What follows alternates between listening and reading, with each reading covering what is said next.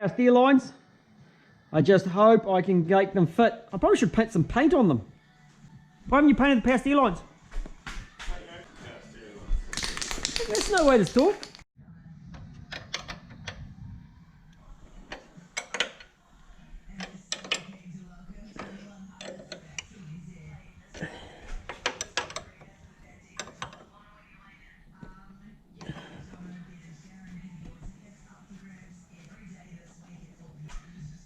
Power steer lines are done. They're looking good.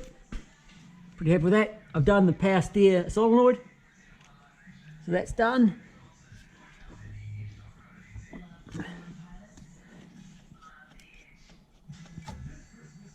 It's cool. I think that's most of the underneath stuff all sorted actually.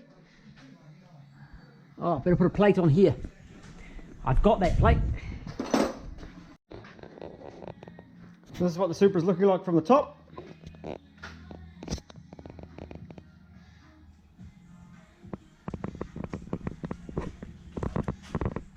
Fuel lines fitted. The charcoal canisters all fitted up. The wiring is going to sit up into the top like so, I think. I'm just working at the moment on putting a couple of fan relays into the box. And I've got to put a drive-by-wire fuse in here somewhere. I was going to use this one, but they don't come small enough. I only need 10 amps. So I might just sit underneath. And then I'll connect in the engine, which is this one, those four, into the fuse box. Alternator, wiring, the main battery feed. And then it's actually probably ready to turn on. Power it up. So here's my modification of the factory fuse box. You'll see it looks standard. I've tucked these extra 2 relays in here. And then up through the hole I've pushed this fuse holder.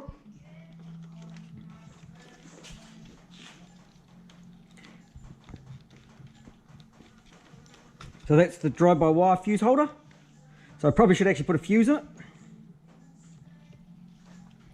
And then I've added these 2 relays for the fans.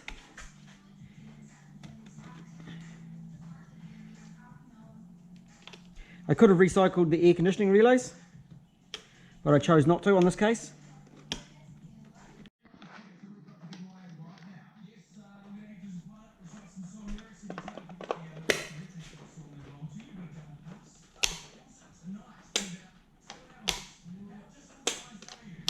Here we have it. So that'll go back in the same spot. That's the goal anyway.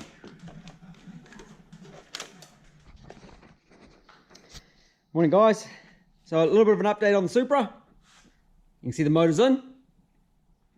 I got some wiring poked through the firewall.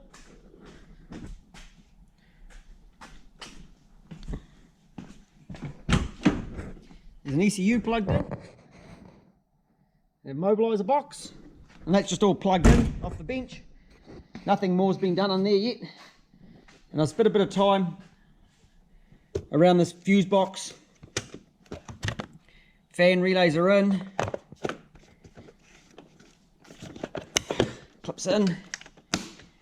So I've just connected up to the power positive lead, and I've just put some jumper leads on just to have a look, see what's going on.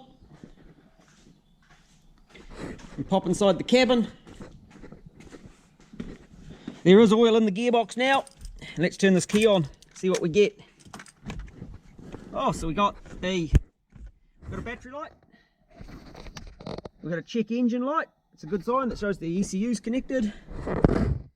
We've got a catalytic converter light, a turbo indicator light, and that's it.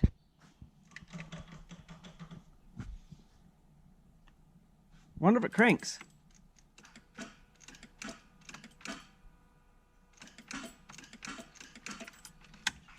Well, it makes a ticking noise.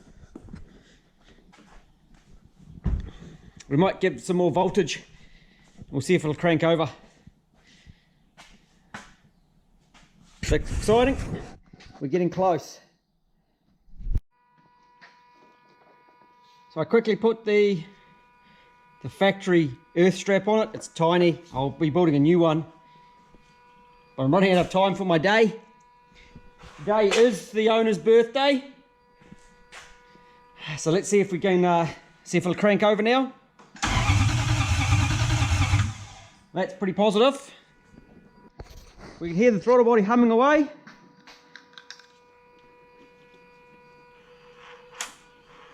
And it does work. That light works. The annoying beep is the turbo timer.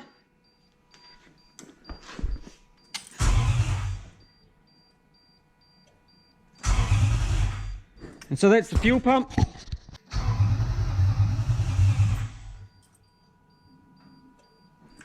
That's working.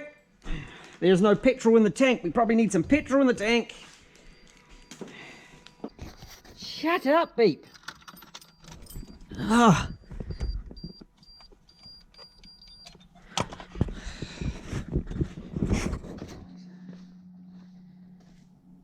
I think I'll put some hose clamps onto the radiator.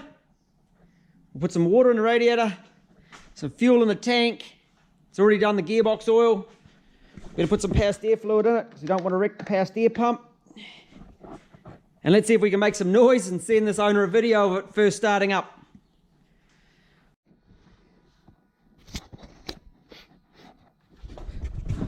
Righto, before I fire it up, I want to know if it's got some oil pressure.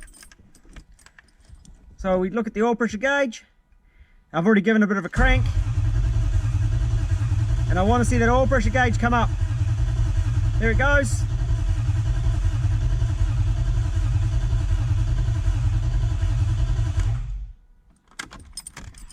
So we have some oil pressure.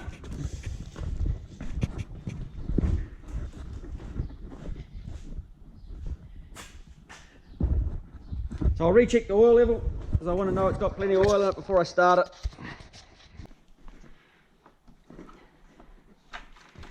In with the go juice. So I'm bleeding up this Supra before I actually start it. So we fill up the radiator, but we also have the bleeder off, which is on the top of the throttle body.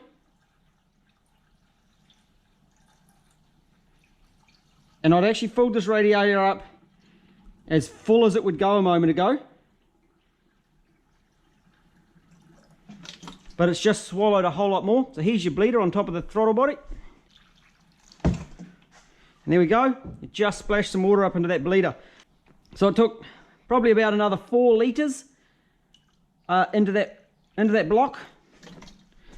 So I now know there's a reasonable amount of water in that block. Hey, there'll still be some air bubbles through the heater and stuff like that.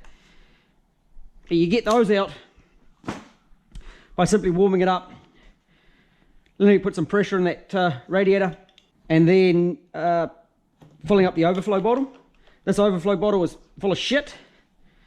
So I'm not going to allow it to suck back from that bottle, draw back from that bottle at this point. Check that oil level. This oil is so clean. It's a bit of a honey, this motor.